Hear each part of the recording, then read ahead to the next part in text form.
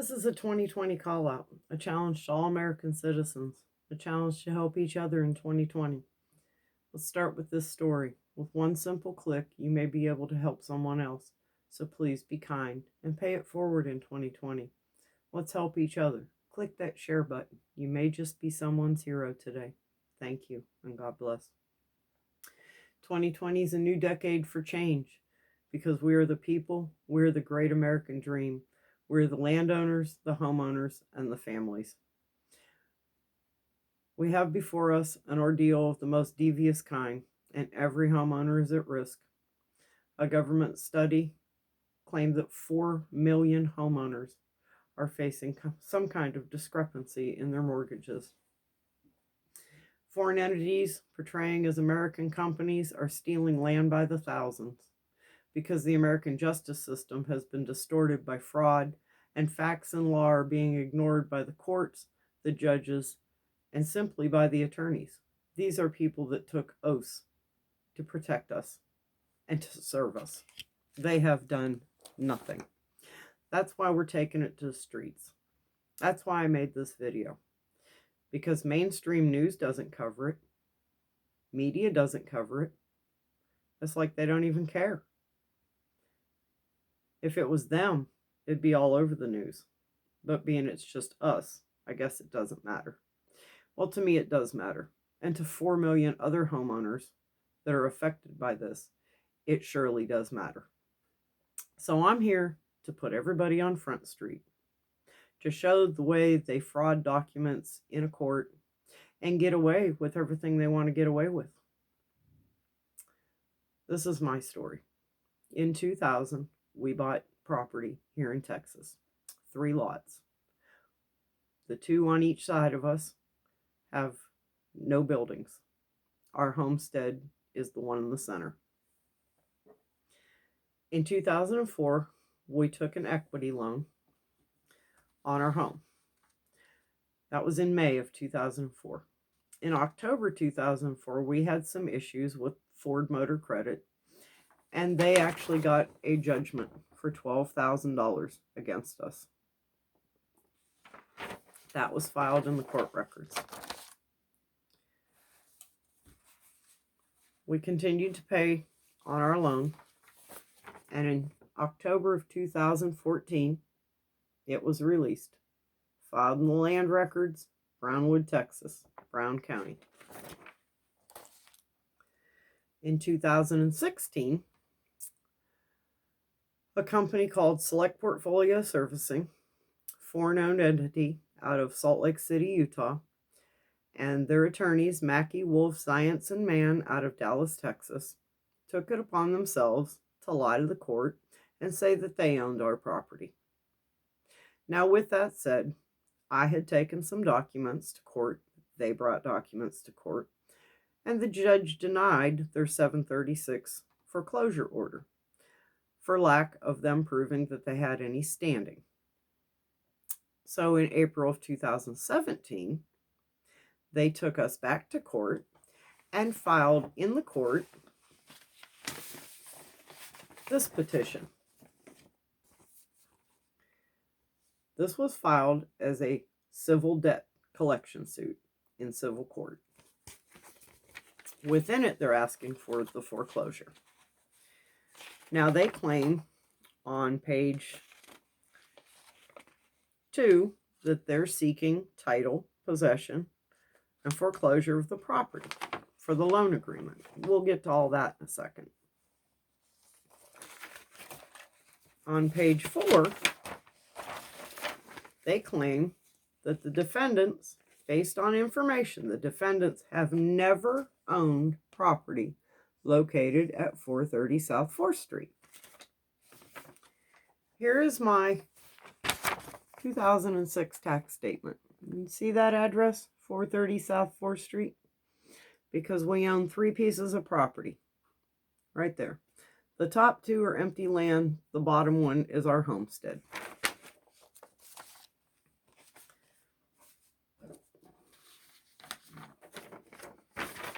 Here is the loan application that they purported to the courts. You see the address down there, 430 South 4th Street. Now, along with that came this allonge to the note. Now, we're going to get to this in a second. But an allonge can only be used when the deed of trust does not have enough room for everyone's signature. Now you see these 2 signatures that are supposedly mine and my husband's, and 1 witness over here. Texas Property Code requires 2 witnesses or a notary. You see, it has none of those. Also, the deed of trust states, A, to be paid to the order of American General Finance, that it is free from all liens other than this one, that we received a copy of all the signed documents, that the principal of this agreement, when added, cannot be more than 80% LTV. That's loan to value. And also that this agreement is only secured by the homestead and is not secured by any additional real or personal property other than the homestead. Now let's get into where this goes really bad for them. First off, it says pay to the order of American General Finance. But the allonge that they claim that they had to attach has no page number. It was stuck between page 2 and 3 of the deed of trust.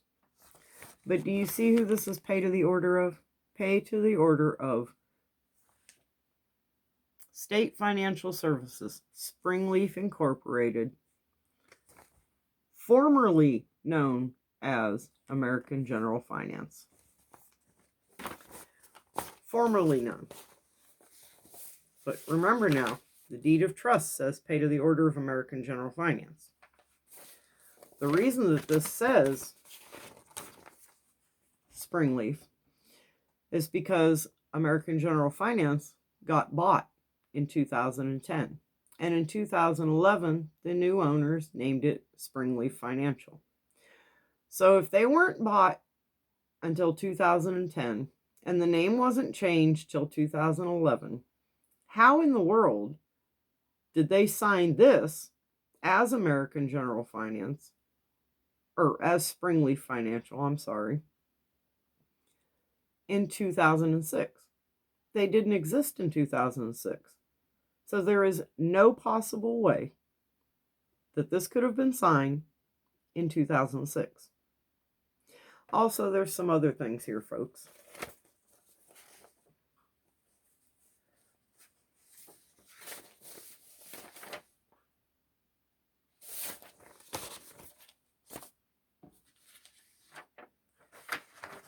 Here's a substitute trustee's deed filed in 2014. This states that a Paul Vitt, the assistant vice president of Springleaf, signed that with Dana Handling as the notary.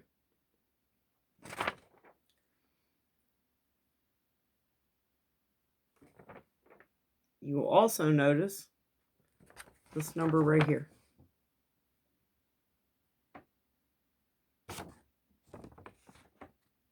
See that? The document number. Okay, we're going to get to all that in a second here. Second appointment of substitute trustees. Some of the substitute trustees here, you can see that. A few of them is L. Keller Mackey, Michael Zentz, and Brandon Wolf, all three attorneys at Mackey Wolf Science and Man. Now, the Texas statute 51.0074, duties of a trustee. Section B, a trustee may not be assigned a duty under security interest other than to exercise the power of sale. Well, you tell me why they're on there then. Because they're the attorneys for them, and they've placed themselves as substitute trustees. But yet none of them signed foreclosure. Now also in Texas, for this to be legitimate, each person named as a substitute trustee must have their name and address written down, because you should always be able to get a hold of your trustee if there's a problem, correct? There are no addresses of any of the trustees. Let me also point out this 2006 note that they claim that we own. Now, first they tried to say that the 2004 loan was refinanced into the 2006 loan. If that was true, in 2014, they wouldn't have released the 2004 loan. That was the legitimate loan, the 2004 one. 2006 loan, here is some records from the Security and Exchange Commission that the company, the completion date for the probable whole loan sales and the probable 2006 securitization asset sale is expected to be on or about September 30th of 2014.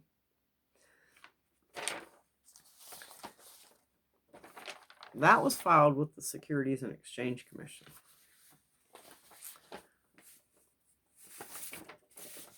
Here also, MERS, electronic servicing. See that address? There's our address right there. It claims that City Financial or City Mortgage in O'Fallon, Missouri is who owns our mortgage. This MIN number and this mortgage does not exist with them because I called them and they said this isn't true.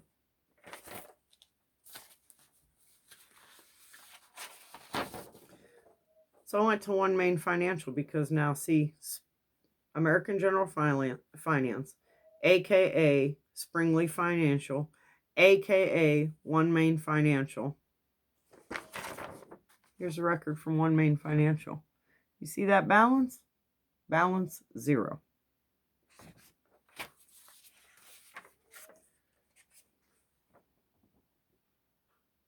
This was filed in TransUnion Credit Report. Balance 0. And this is by Springleaf.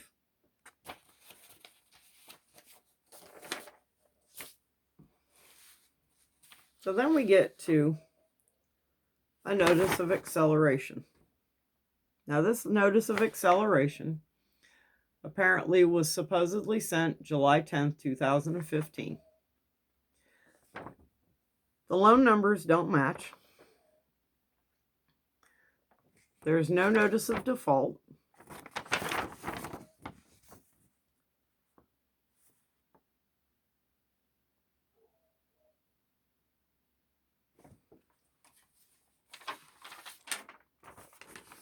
And here's the tracking records. The tracking records state that all these label created, not yet in system. And each one of those was tracked at the United States Postal Service.com. can track them yourselves if you want to write them down.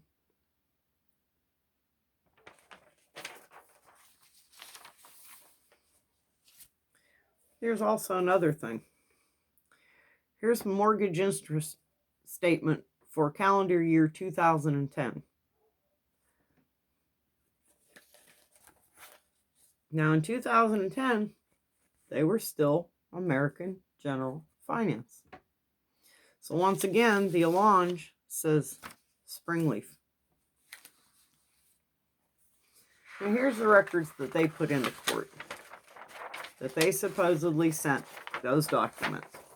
And they even have their own little made-up tracking device thing. It's bullshit. They weren't sent. And you can go to the USPS website, put the numbers in yourself, and it will show label created, not yet in system. So once again, defrauding the court. Now, we have that substitute trustee who was signed, it was signed by Kim McElrath, which is a document control officer for Select Portfolio Servicing. June 18th of 2016. There we go. And notarized by Sobian Billingsley from Salt Lake City, Utah. Well, a search through the Utah notary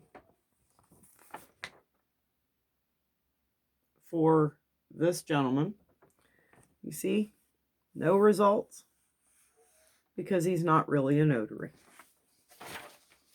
I have multiple documents that are signed and notarized by notaries that don't even exist. Supposedly our loan was signed in Abilene, Texas, but notarized in Weatherford, Texas. That's about 150 miles-ish. I'm sure we did not travel 150 miles for a notary. Her name also did not show up in the Texas Department of Notaries when there was a search done for her. So these people are trying to pull some serious shit. And I have many other documents that I would love to get into, but this would be a 4-hour video if I did that.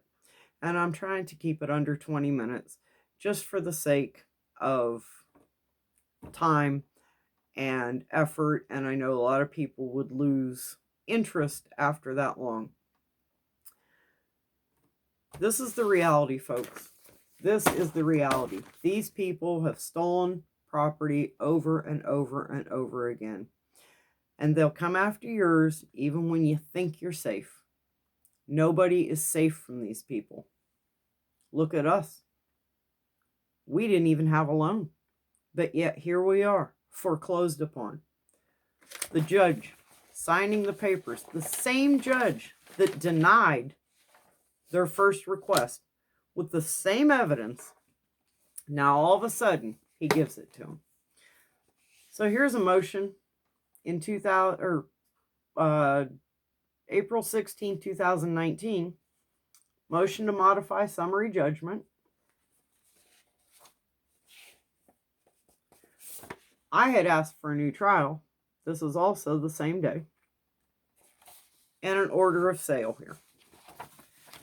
Judge Stephen Ellis, 35th District Court, Brownwood, Texas, signed all three. He gave them their motion. He denied me a new trial, even though I have all this evidence. And he signed an order of sale. And on September 3rd, 2019, our home was taken to the courthouse steps, and surprisingly, Select Portfolio Servicing recouped it, because this loan that went from $24,000 is now up to over $80,000. They couldn't sell the property. They have bundled illegal property. They're trying to take it all. They have taken it all. Thank you, Mr. Ellis. I appreciate your dishonesty.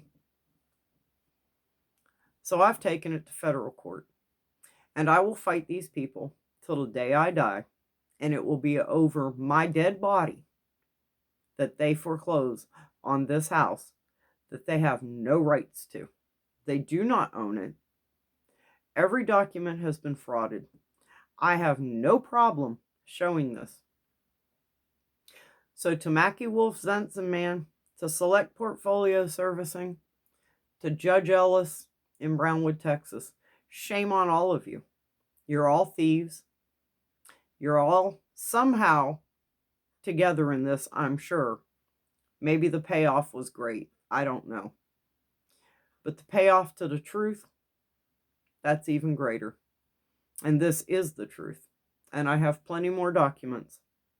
Maybe I'll make another video. I don't know. Who knows? Maybe